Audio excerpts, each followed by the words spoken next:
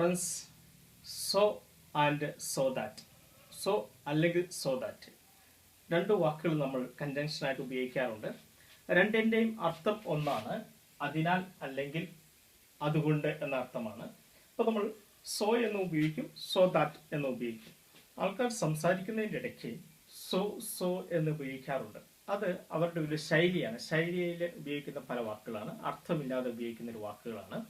പക്ഷേ സോ എന്ന് സെന്റൻസിനുള്ളിൽ നമ്മൾ ഉപയോഗിക്കുമ്പോൾ, അല്ലെങ്കിൽ സോ ദാറ്റ് എന്ന് ഉപയോഗിക്കുമ്പോൾ അതിനൊരു പ്രത്യേക അർത്ഥം കൊടുത്തുകൊണ്ടാണ് നമ്മൾ ഉപയോഗിക്കുന്നത്. അധികം നമ്മൾ കൊടുക്കുന്ന അർത്ഥം അതുകൊണ്ട് എന്നുള്ള അർത്ഥത്തിലാണ് നമ്മൾ സോ ദാറ്റ് ഉപയോഗിക്കുന്നത്. ഓക്കെ, ഇവിടെ നമുക്ക് ഒരു സെന്റൻസ് നോക്കാം.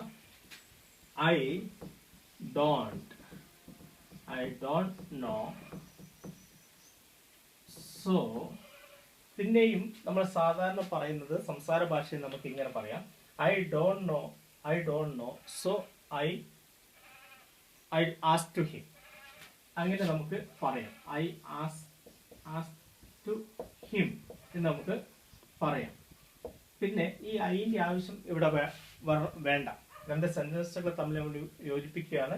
ഇവിടെ ഞാൻ തന്നെയാണ് ആൾ, അതുകൊണ്ട് I don't know so ask to him എന്ന് നമ്മൾ പറഞ്ഞാൽ മതി. അങ്ങനെ സെന്റൻസ് നമുക്ക് പറയാം. എനിവേ, സോ എന്ന് പറഞ്ഞാൽ അതുകൊണ്ട് എന്ന അർത്ഥത്തിലാണ് നമ്മൾ അവിടെ ഉപയോഗിക്കുന്നത്. She took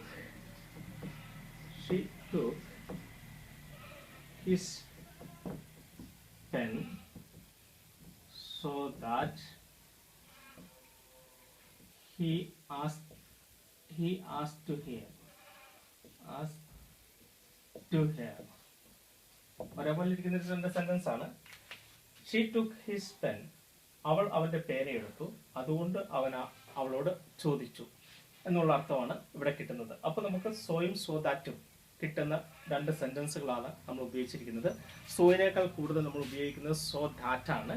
ഈ സോ ദാറ്റിൽ അതുകൊണ്ട് എന്നുള്ള അർത്ഥത്തിൽ നമ്മൾ എപ്പോഴും നമുക്ക് ഉപയോഗിക്കാം.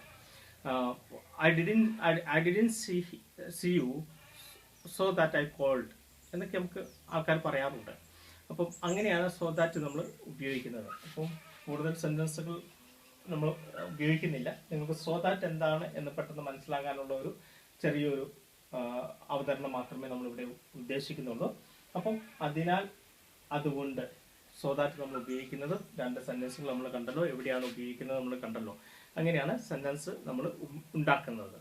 അപ്പം നിങ്ങൾക്ക് മനസ്സിലായി എന്ന് വിശ്വസിക്കുന്നു.